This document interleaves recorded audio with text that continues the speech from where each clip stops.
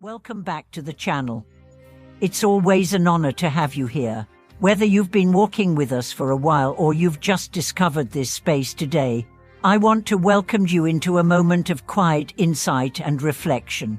Today, we're diving into something incredibly deep, an idea that might challenge everything you think you know about the world. The question is, what if the world you see is not the real world, but merely a projection of your own mind? This isn't science fiction or abstract philosophy. It's one of the most fundamental teachings in Buddhist thought, and once you begin to understand it, life starts to look very different. Pain begins to make more sense, conflicts become less personal, and freedom, real freedom, feels a little closer. We'll explore two key concepts in depth today: shared false perception and individual karmic illusion. These are known as common delusions and individual karmic projections in traditional Buddhist terminology. But don't worry, we are going to break them down into stories, metaphors, and real-life examples that make them not only understandable but transformative. Let's begin with something simple. Have you ever looked at someone and thought they were warm, kind, trustworthy, only to hear from someone else that the same person is cold, manipulative, or arrogant? How can both views be true? How can one person see light where another sees darkness? This is where the understanding of projections begins. The first kind is called shared illusion. This is the collective view we all participate in because of our similar physical makeup and social conditioning. For example, most humans agree that the sky is blue, fire is hot, S is cold. That's shared experience. Our senses are wired in similar ways, so we interpret the physical world through a similar lens. We are living in a world constructed by the consensus of human perception. We call this reality, but it's not the whole story. Because even within this shared world, something else is happening. That's where individual karmic perception comes in. You and I might stand in the same room, meet the same person, hear the same words, but we will interpret them differently. One of us might feel joy, the other might feel fear. One might see beauty, the other sees threat. Why? Because what we see is shaped not just by our eyes, but by our minds, our memories, our emotional wounds, our past actions, our unresolved pain. In short, we don't see the world. We see ourselves. Let's make this more real. Imagine a man named Ethan.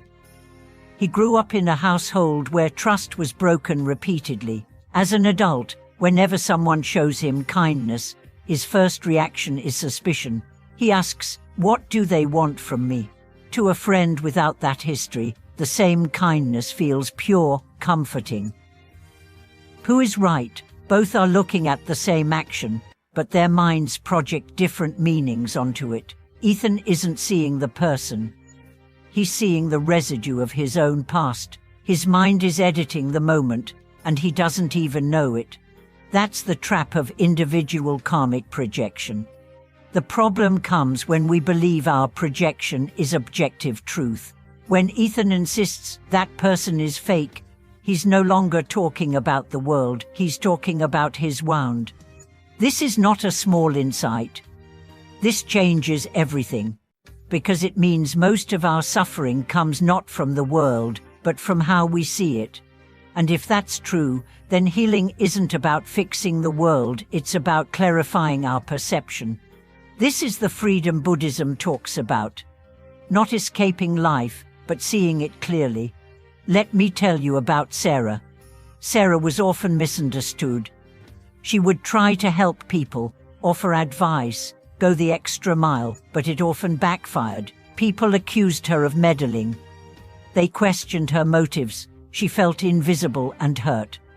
One day, a mentor asked her, "Are you trying to be understood by people who are living inside a different movie?"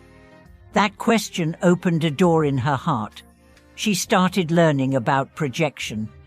She realized that people weren't rejecting her, they were reacting to their own inner scripts, just like she had done to others.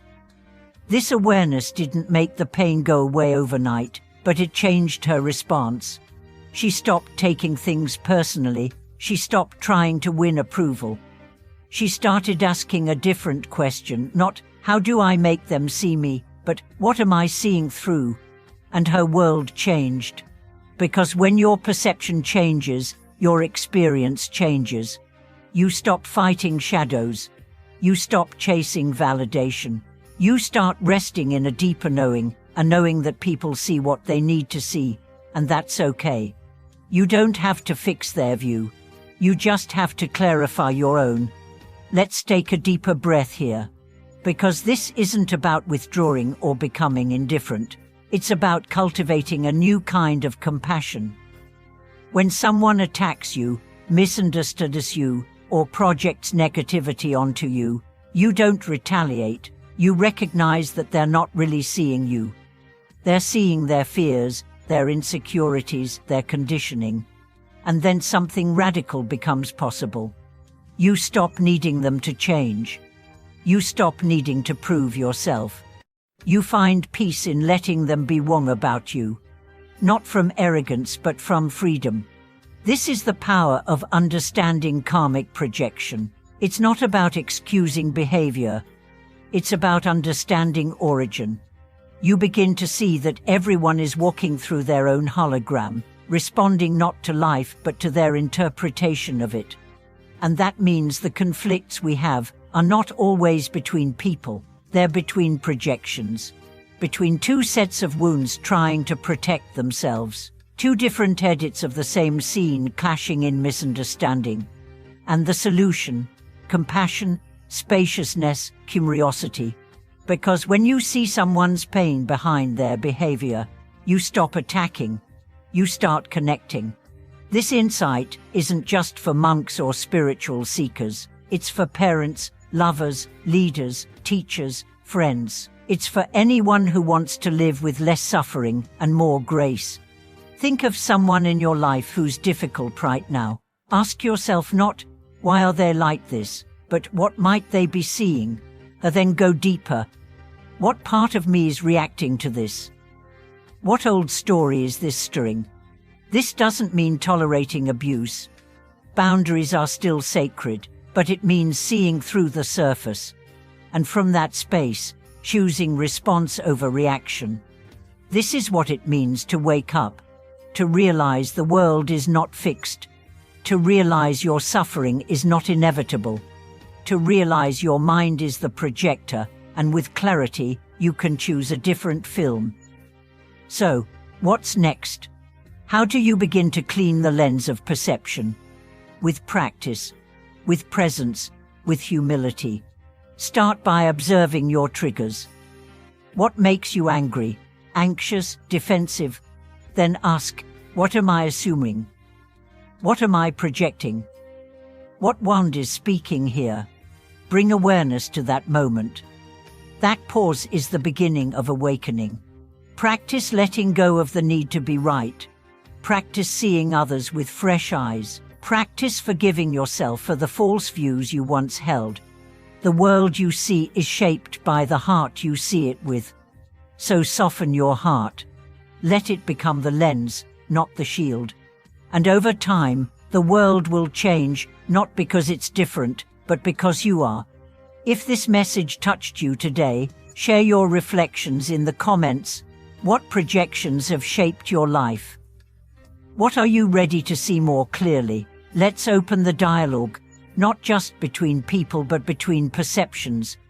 If this video offered you light, please like it, subscribe, and share it with someone who might be trapped in a loop of misunderstanding. Thank you for watching this video. Until next time, stay clear, stay kind, and remember the world you see begins in the heart you bring.